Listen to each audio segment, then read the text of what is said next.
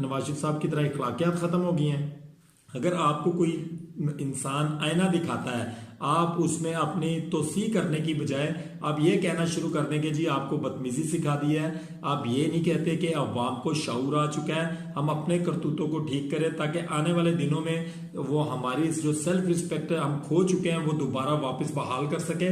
उल्टा आप जो है वो यंग जनरेशन को, जो लोग इस बात को अब ऑनर करते हैं कि इमरान खान साहब ने उनको शऊर दिया है, आप उन लोगों को बेवकूफ़, जाहिल और माशरती बातें सिखाना शुरू कर रहे हैं। आप बताएंगे उनको कि वो कैसे लोगों को ट्रीट करेंगे, जबकि आपके अंदर अपनी इखलाकियात तक नहीं है, आपके अंदर अपने कोई ऐसे सीन नहीं है कि आप लोगों के बारे में इखलाकियात की बात करते हैं। आप पहले अपने अंदर इखलाकियात पैदा करें, अपना दिल बड़ा करें, अपने गुर्दे बड़े करें। आप बताएं जनाब कि पाकिस्तान के अंदर जो हो रहा है वो गलत हो रहा है, ऐसा नहीं होना चाहिए। आप फार्म 47 के ऊपर पूरी की